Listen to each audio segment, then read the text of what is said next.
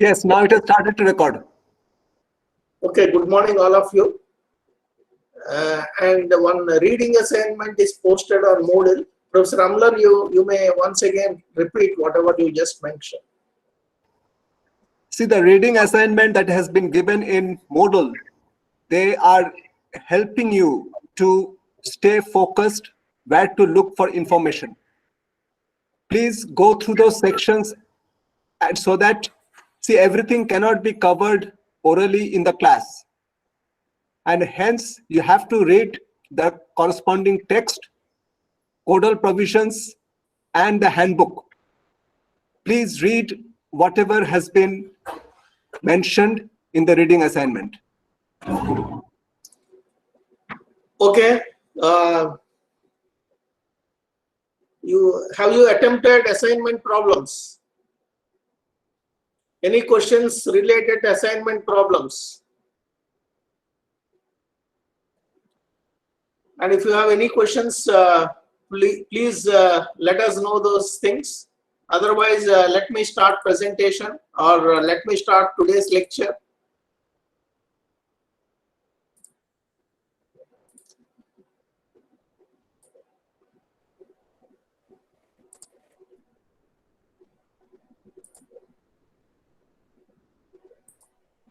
Please note that you need to attempt the homework or assignment problems, okay?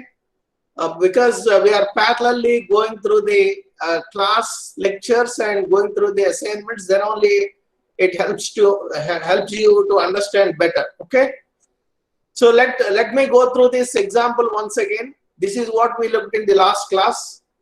A reinforced concrete section, which is rectangle in shape, having dimensions 500 by 900, and it is reinforced with 5 bars of 25 mm diameter on the tension side.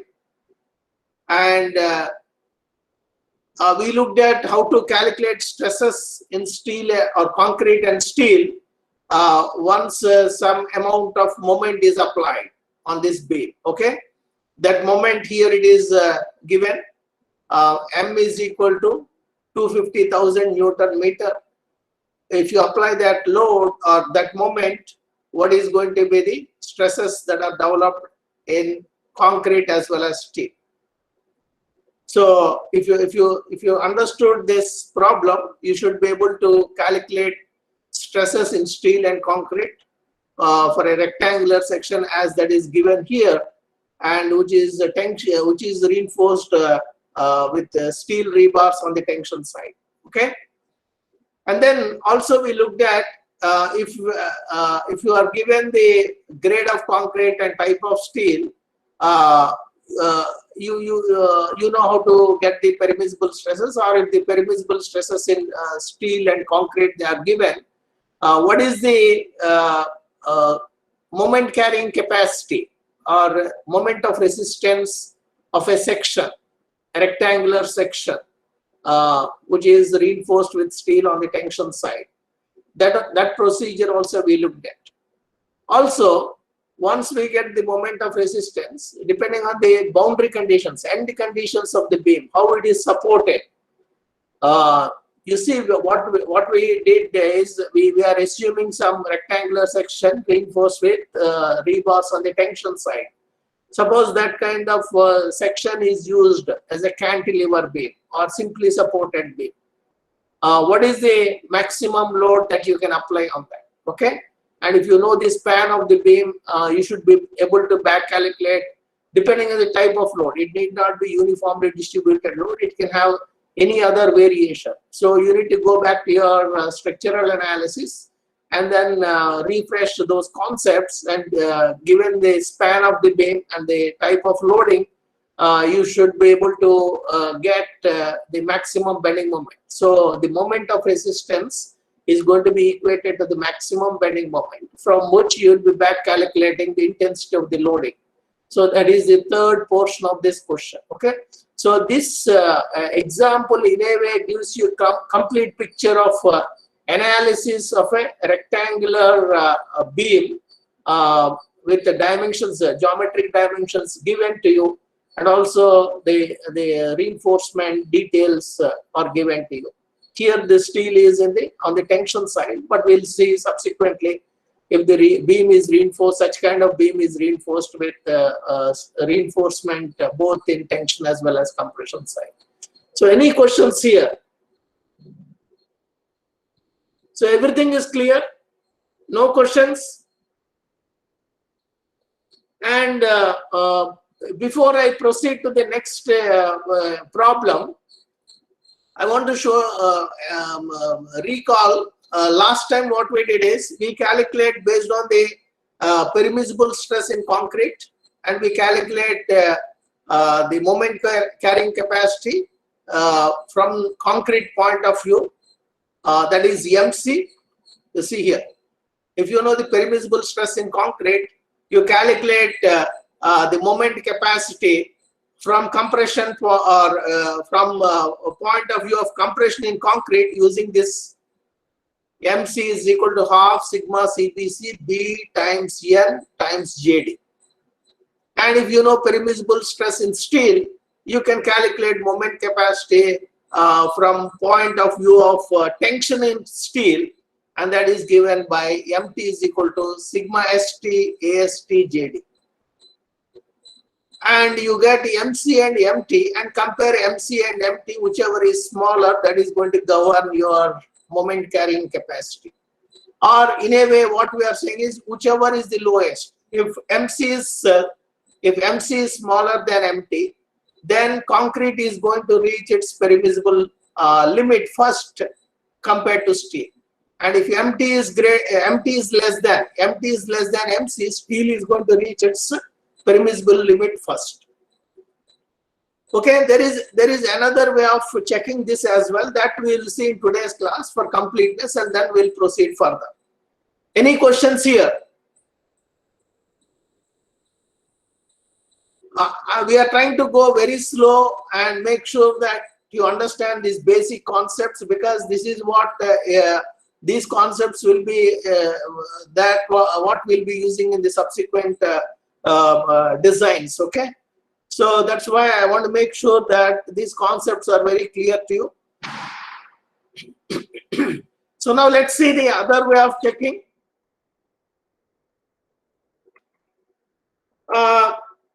Given a section, given a beam section with reinforcement details, you know how to calculate the neutral axis depth. That is the second figure, and also the transform section.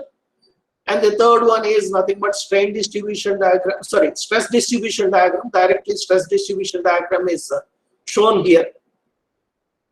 Okay, stress distribution diagram. And now let's assume. Let's see this stress distribution diagram. This stress distribution diagram basically is looking like two similar triangles.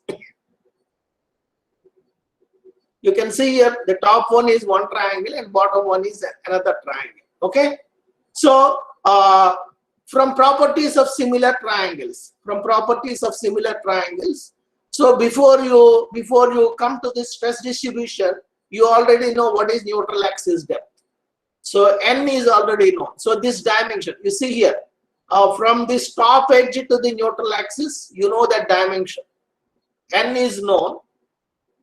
And this dimension is going to be same as permissible stress in steel, or whatever maximum permissible stress in concrete, or whatever maximum stress in concrete given the moment. Okay, given when you subject this beam to a particular moment, whatever maximum stress in concrete, that's going to be reaching at the top edge first. And what about the bottom one? And first of all, what is the distance? What is the distance to the center of gravity of steel from the neutral axis? That also, once you know the neutral axis depth N, you can calculate what is this distance. This distance is going to be effective depth minus neutral axis depth. D minus N is going to be this side of this triangle. This dimension of the triangle is D minus N. And what about this dimension of the triangle, base of this triangle, bottom triangle? This is nothing but sigma prime st divided by m. Sigma prime st divided by m. Please note that this is stress distribution for the transformed section. That's why this dimension is sigma st divided by m, and this dimension is or sigma prime st divided by m, and this dimension is sigma prime cbc. Any questions here? So you know this dimension, you know this side of the triangle, and also you know this length here of this side of the triangle, which is n, and this distance is d minus n, and this length of this side is sigma prime st divided by m. And so noting down these details, you see I mentioned these two are similar triangles. From the property of similar triangles, you please make a note of it. Sigma prime st divided by m. This side, the ratio of this side, that is sigma prime st divided by m, ratio of this side to this side, which is sigma cbc prime. So sigma st, sigma prime st divided by m divided by sigma cbc prime is going to be in the same ratio of these distances. D minus n, ratio corresponding to this distance. What is this? D minus n, and here it is n. So that relation, whatever I just mentioned orally, that is what is written here. You can see here sigma cbc prime, sorry, sigma prime st divided by m divided by sigma cbc prime is going to be in the same ratio as d minus n divided by n. So this equation is very, very important. This equation is very, very important. You please take a note of it. And you don't need to mug up all these concepts or all these equations, whatever if you came across. If you understood the concepts, you can easily write these equations. Is it clear? So now, if let's assume that concrete in the extreme fiber reaches its permissible limit first. So what is the permissible stress in concrete here for this particular example? It is given as 7 Newton per mm square. So assuming this dimension as 7 Newton per mm square, or this dimension as 7, and you know the neutral axis depth, and also you know what is this effective depth minus neutral axis depth. This dimension also you know. So you can back calculate what is sigma prime st divided by m, or m also you know, because permissible stress in concrete is given. You can get the m value, modular ratio value. So you can back calculate what is sigma prime st. So that is what is done here. Assuming the extreme fiber, which is in compression in concrete, that reaches its permissible value first. And if this value is 7 Newton per mm square, what is going to be sigma prime st value? That is what is calculated. And that value is checked with the permissible stress in steel. That value is checked with permissible stress in steel. So let's see what is the permissible stress in steel. In the problem statement, permissible stress in steel is given. Permissible stress in steel for Fe 250 it is 140 Newton per mm square, and Fe 415 it is 230 Newton per mm square. Is it clear?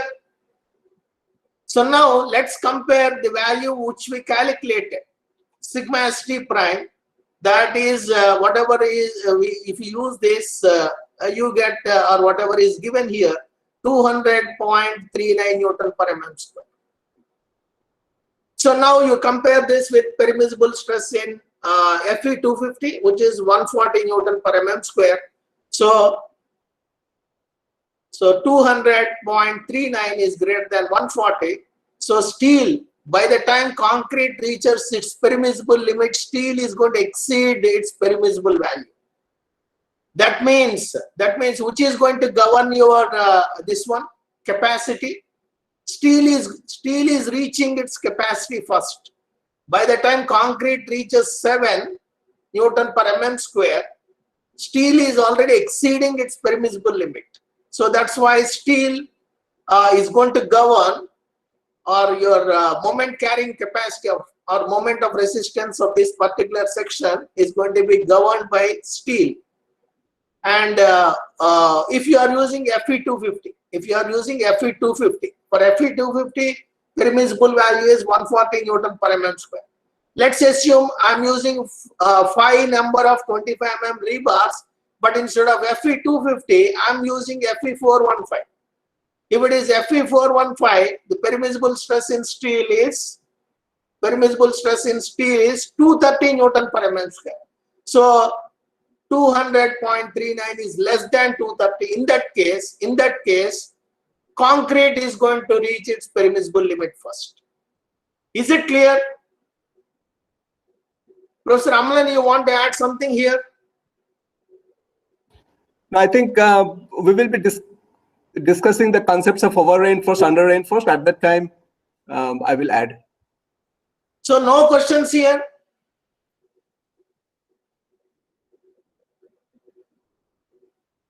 Any comments? You please see, Professor Amalan, any comments are there? You need to be like, no, you don't hesitate. If you have any questions, you need to ask those questions, get clarified, okay? See, I just want to mention that for some sections, as you go on increasing the load, concrete will reach its permissible stress first. Whereas for some other sections, the steel will reach the permissible stress. Now, given a cross section, given an amount of steel, which one will reach their permissible stress very much depends on the material grades. That means if you change the material grade, like in this particular problem, for the first case, concrete was reaching the permissible stress first, but once you change the steel grade, then it will be something different. That's why you have to be careful that which one will reach the permissible stress first depends on the section, depends on the amount of steel and the material grades. Okay. So let's go to another example. Let's take an example of a slab. Okay. So you please take a note of this problem statement. Reinforced concrete slab of 120 mm thick, and the center of reinforcement being, so total thickness of slab is 120 mm. Center of reinforcement from bottom, it is at 20 mm from bottom, and the slab is reinforced, or the reinforcement consists of 12 bars, so 12 mm bars, 12 mm diameter bars. Usually in slabs, we are going to prescribe reinforcement as some size of bar at some spacing. So reinforcement consists of 12 mm bars at 120 mm center to center. C divided by C, or C by C is center to center. So the distance, center to center distance between the rebars, 12 mm rebars is 120 mm. And assuming modular ratio is equal to 13, find the safe load per square meter, sorry. Usually slab means we are going to specify the load as per square meter. Safe load per square meter of slab on a simply supported span of 3 meters. So span of this slab is 3 meters, and assume the permissible stress in concrete as 7 Newton per mm square. Permissible stress in steel, if it is 250, Fe250 steel, it is 140 Newton per mm square. If it is Fe415 steel, permissible stress is limited to, permissible stress in steel is 230 Newton per mm square. And also unit weight of concrete is given. Even if it is not given, with whatever we discussed earlier, you should be able to guess or appropriate value. Okay, here it is directly given. It is a 24,000 Newton per meter cube unit weight of concrete. Okay, so is it clear? Reinforced concrete slab total thickness is 120 mm, and the cover thickness in the sense, the distance from the bottom to the center of the reinforcement, it is 20 mm, that is given.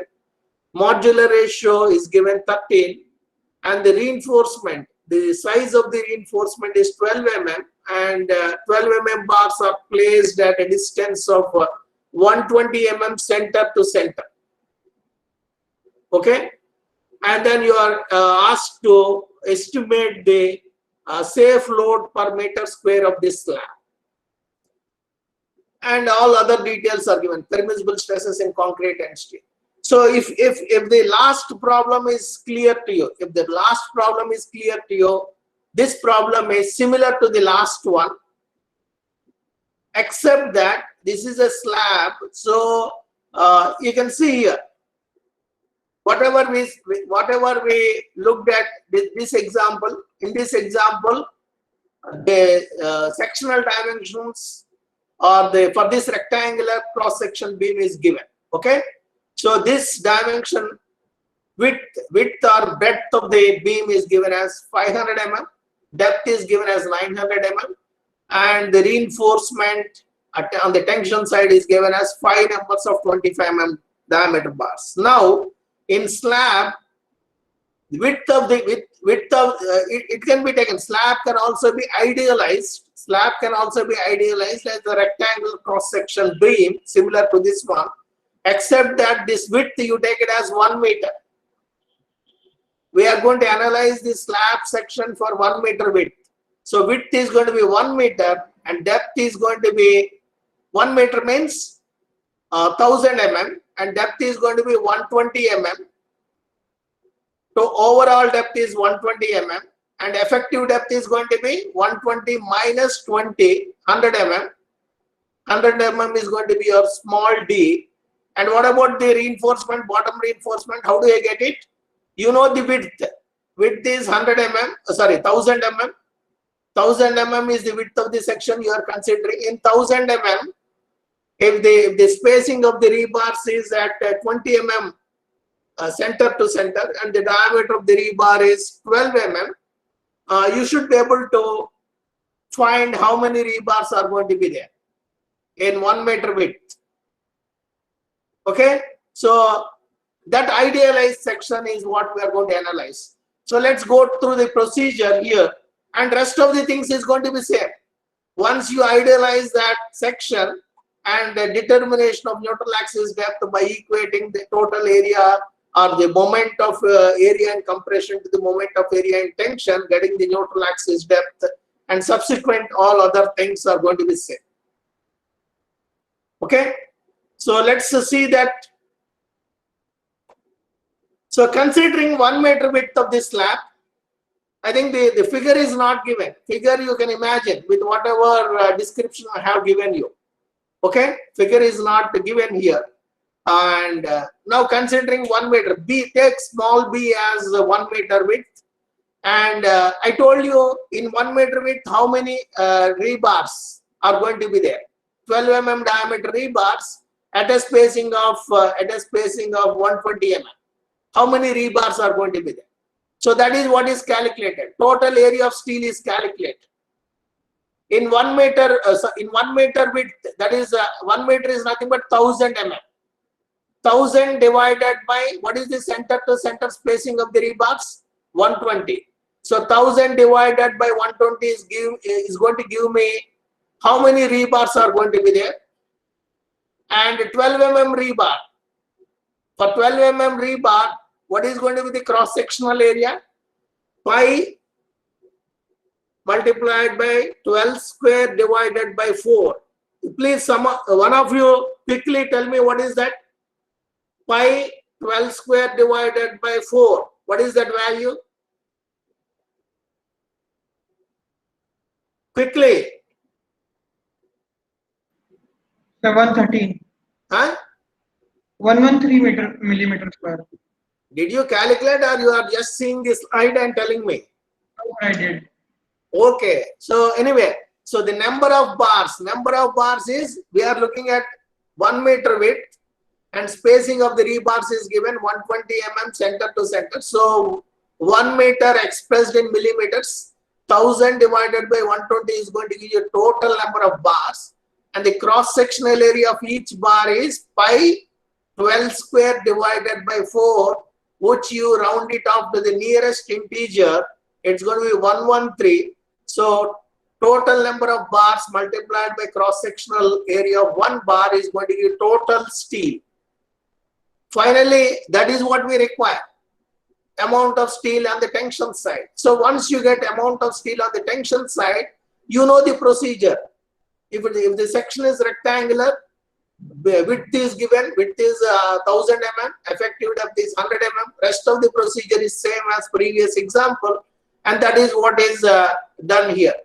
So to get the neutral axis depth, you need to equate. You need to equate moment of area in compression to the moment of in area in tension. So that is what you cross check this, okay?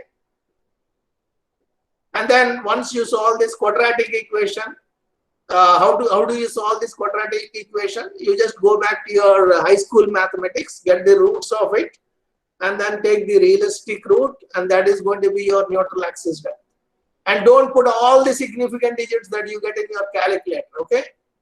You just round it up to the second significant digit. So that is what is done here, neutral axis depth. Once you get neutral axis depth, rest of the procedure, as I mentioned, is same. You get the lever arm distance. Once you get lever arm distance, and then you can now if you want, you can calculate here. Please note that in this particular problem, any load is not given.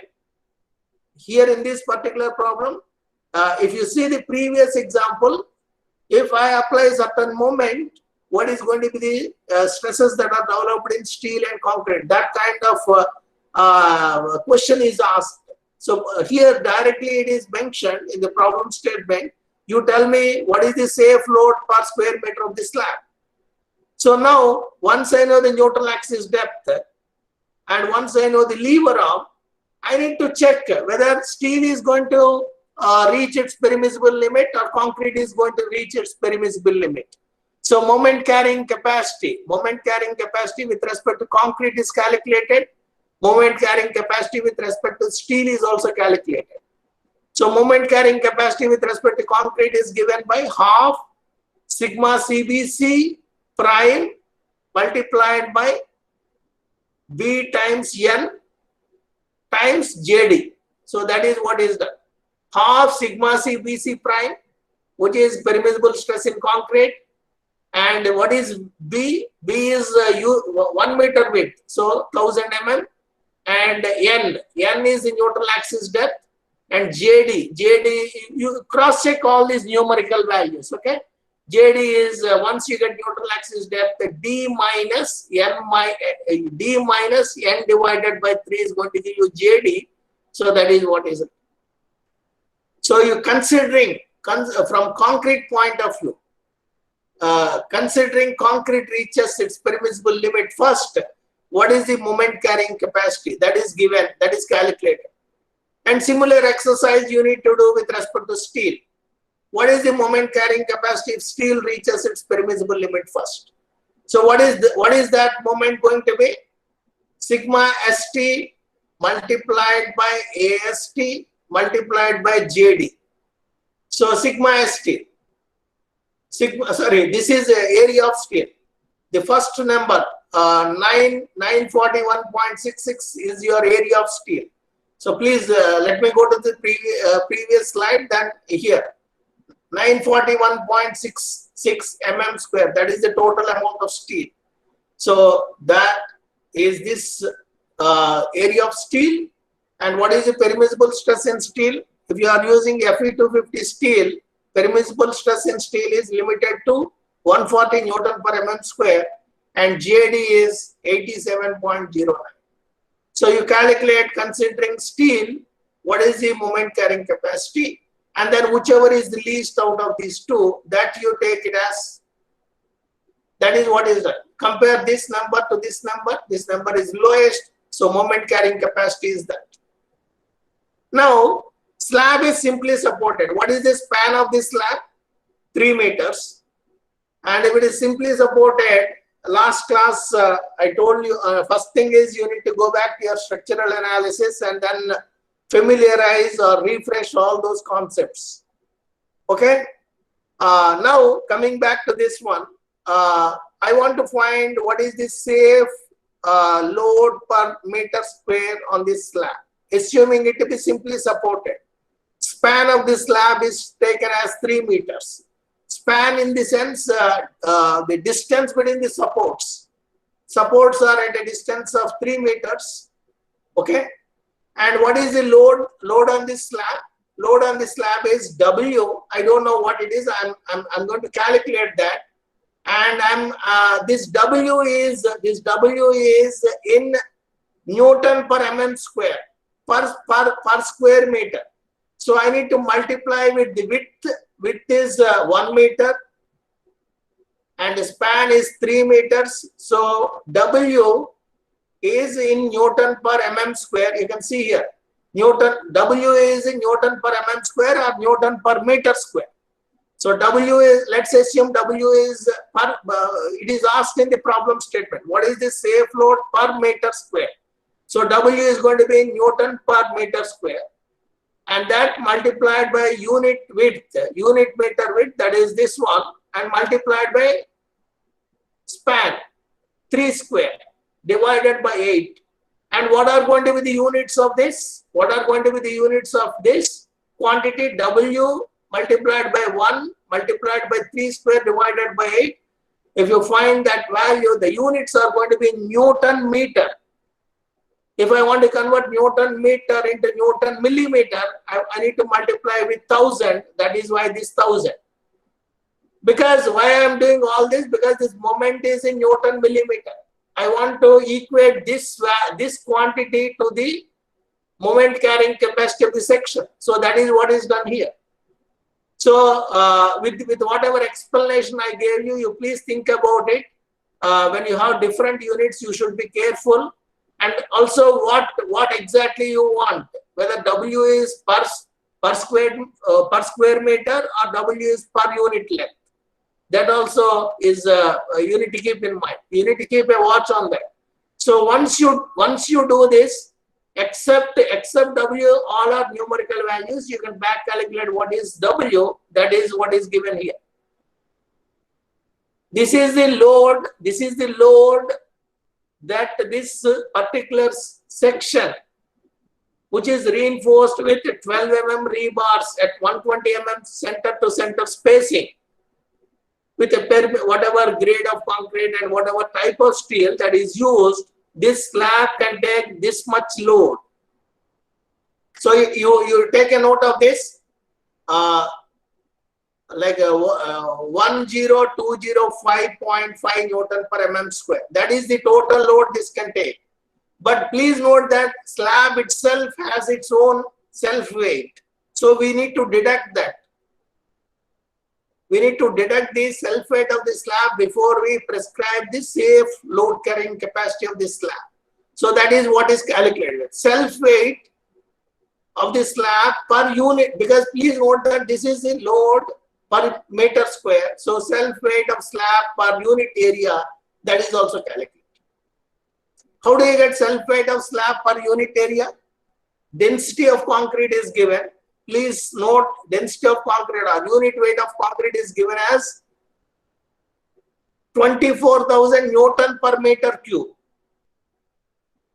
So 24,000 Newton per meter cube. If you have a volume, if you know the volume of concrete, you can multiply that volume with this, then you get the total weight. But here we want self weight per meter square. So whatever 24,000 is there, you multiply with thickness of this slab.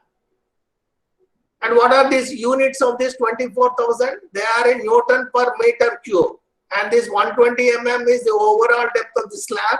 Please note that now, when you are calculating self-weight of the slab, you need to consider the overall depth. Okay? Overall depth of the slab. Even in case of beams, when you are considering the weight of the slab, you need to consider overall depth. Whereas for the design calculations, we'll be using effective depth. Okay? So now, what is the self-weight of the slab per unit area? 24,000 multiplied by the thickness. That gives me what is the self-weight of the slab per unit area. And that value, I need to subtract from this value. So that is what is done here. Then you are going to get safe load, safe superimposed load. Okay? Safe superimposed load. So this is how you need to do the analysis given a section and try to find the safe load carrying capacity, whether it is slab or beam. And now this entire calculation is shown with taking permissible stress in steel as 140 Newton per mm square. That is corresponding to Fe 250 grade of steel. And if it is Fe 415, what is the permissible limit? 230 Newton per mm square. And if you repeat these calculations, if you do these calculations once again, taking instead of 140, you take it as 230, then you will see the whatever is given below. Okay? And if with Fe 415 steel, moment carrying capacity is going to be controlled by concrete, you can check it. That's what Professor Amlan and I also emphasize. Depending on the type of steel you use, same area of steel, but if you change the grade of steel, the behavior is going to be different. So if you are using Fe 415 steel, moment carrying capacity is going to be dictated by concrete, and safe moment is given by this, and corresponding corresponding load this particular beam section can take. That is what is given. Any questions here? Professor Amlan, you want to add something? Yeah, just if you look into the values, you will be seeing that out of the total permissible load, about 1/3 has been consumed by self-weight. Only 2/3 is remaining for superimposed load. Now, this is one problem in concrete structures. The slab themselves are very heavy. And you have to always keep in mind that the self-weight of the members need to be considered in the calculations. If you forget it, then you are missing a major component of the load. Any questions? So now, if no questions, there is a T-beam example. This will go through it in tomorrow's class. Before that, I want to show you. You just read or you just understood how to analyze a rectangular beam if the cross section of the beam is rectangle. But whatever concepts you learned, please note that we are, as I mentioned earlier as well, we are going to start with the simple geometry, and then we learn the concepts, and then we can apply or extend those concepts even if the cross section is something complicated. So that is to demonstrate that this example is taken. You can read this example statement. First of all, the beam section now, it's not a rectangular cross section, and it's a trapezoidal. Okay, the beam cross section is trapezoidal. Except the cross section of the beam is trapezoidal, the top dimension is given. Top dimension is given as 500 mm. Okay, and the bottom dimension, actually the depth is given. Effective depth is 450 mm is given. Okay, and then this cover thickness is also given 50 mm, and this dimension, this bottom dimension, it is not shown in the figure. You can note it, it is 250 mm. Bottom dimension is 250 mm. So basically the beam is getting tapered from the top edge to the bottom edge, it is getting tapered. And even though the figure is maybe it is looking unsymmetric, you can take this as a symmetric. Okay, this trapezoidal section is symmetric with respect to the centroidal axis, vertical centroidal axis. Anyway, now this kind of beam, which is not regular or whatever example we have seen, rectangular cross section. Now let's proceed and read this problem statement.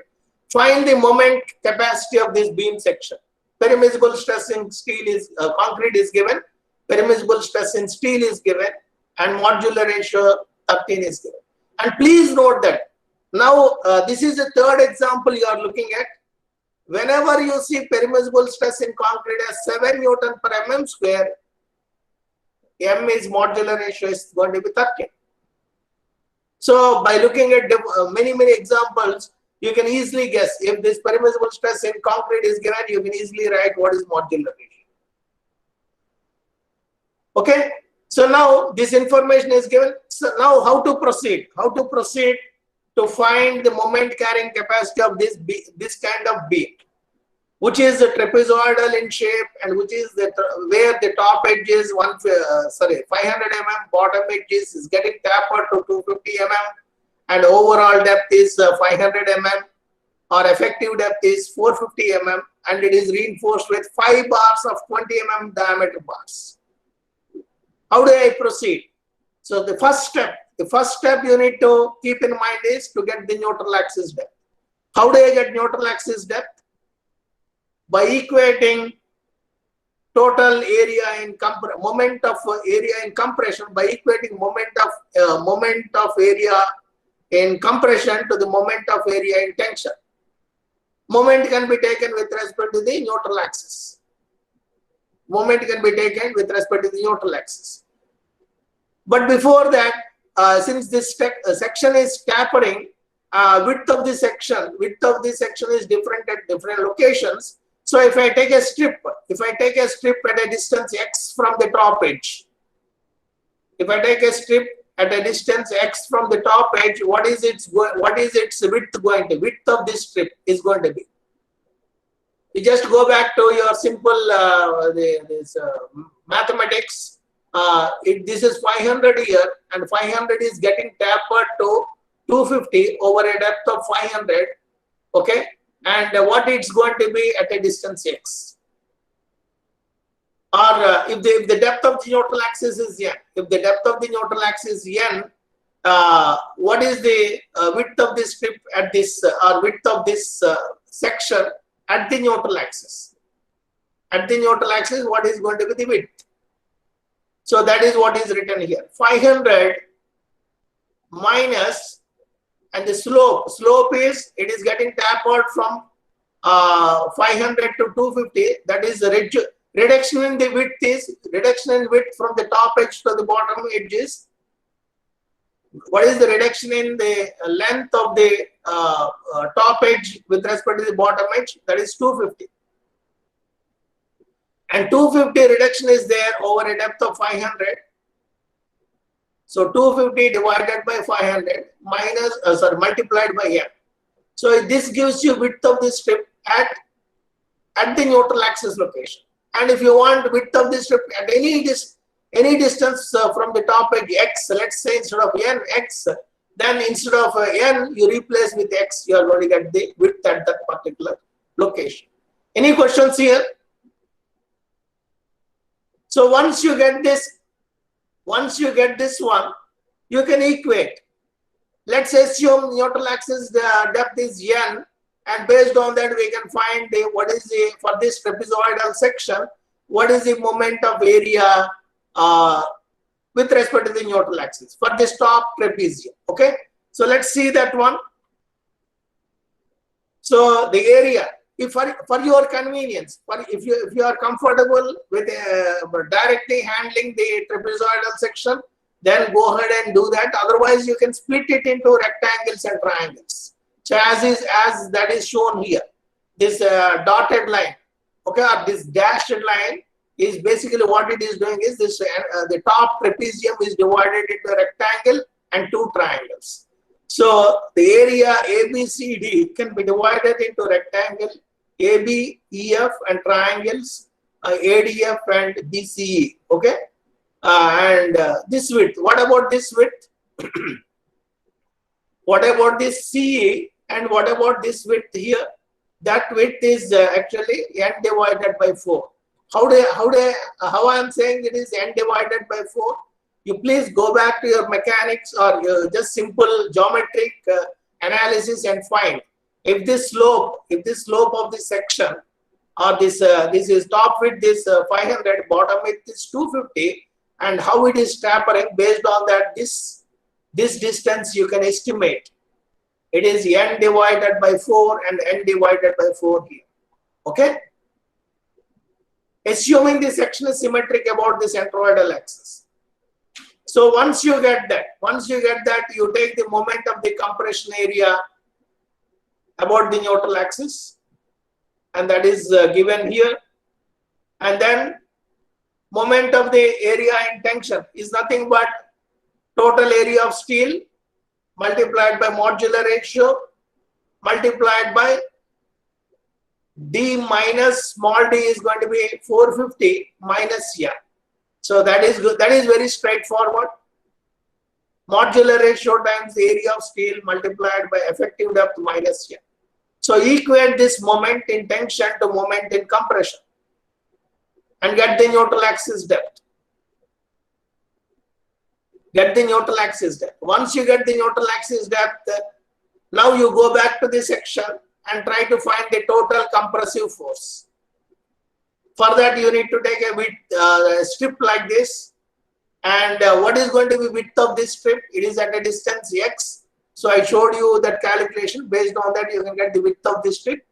And what is the thickness of this strip? Dx. So total area of strip is going to be width multiplied by thickness.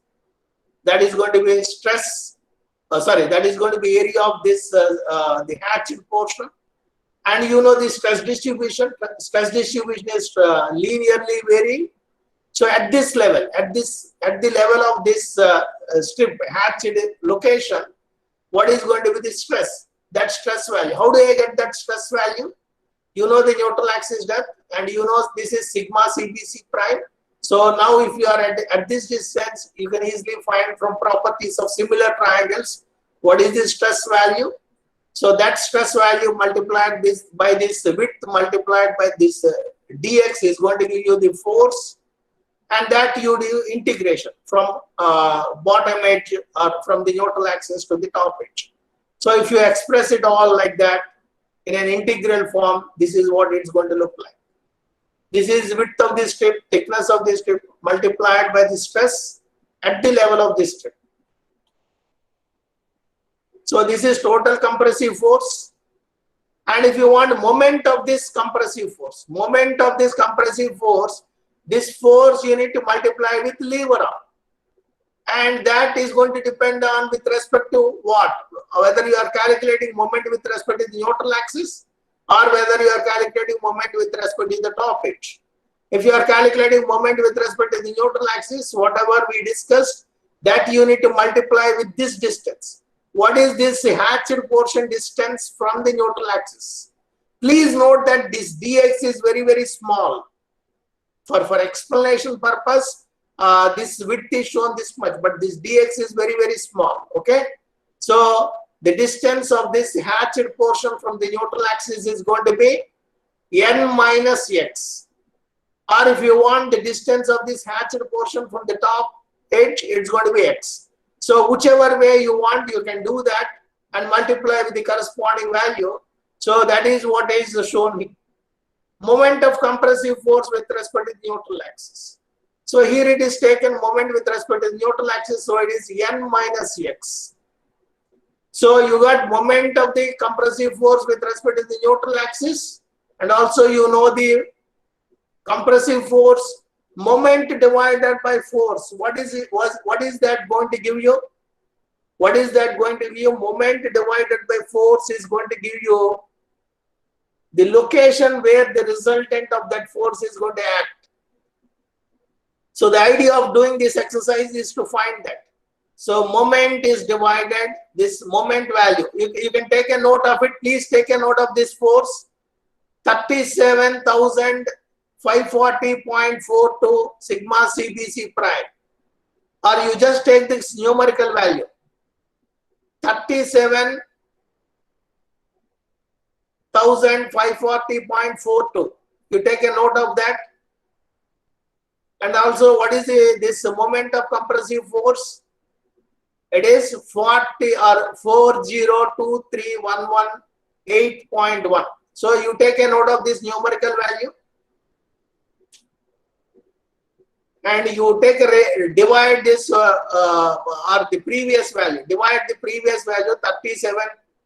Okay, 37,540.42. So you divide this 402311.8.1 divided by that value 37,540.42. You are going to get the position where this compressive force is going to act. And you are doing everything with respect to the neutral axis. So this position of the compressive force is going to be with respect to the neutral axis.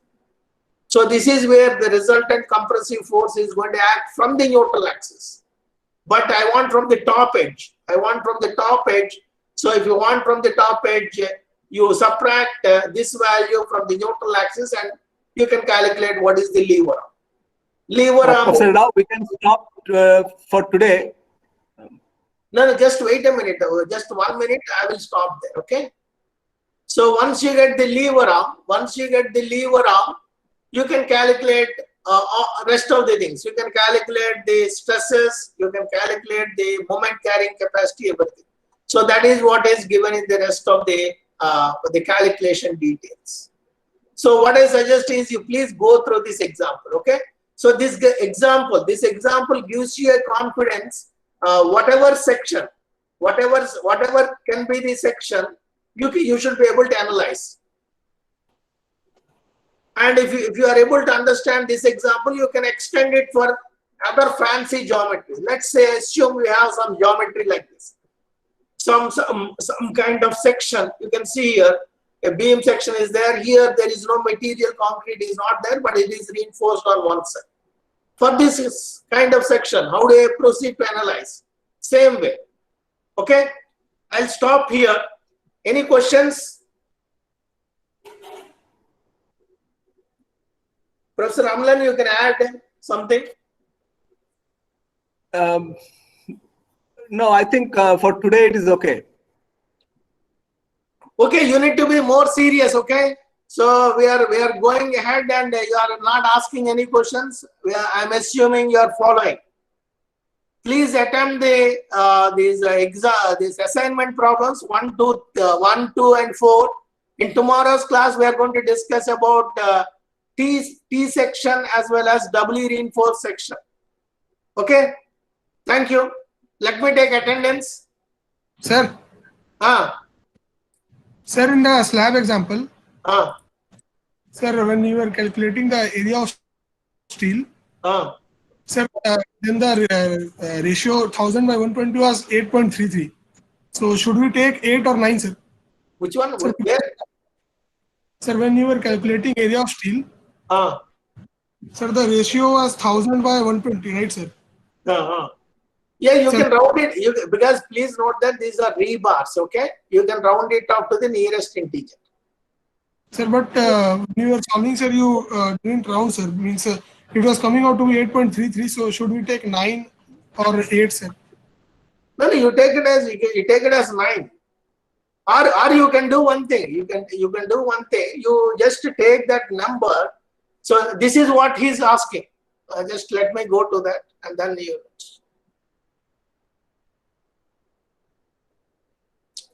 Here, sorry, where is that?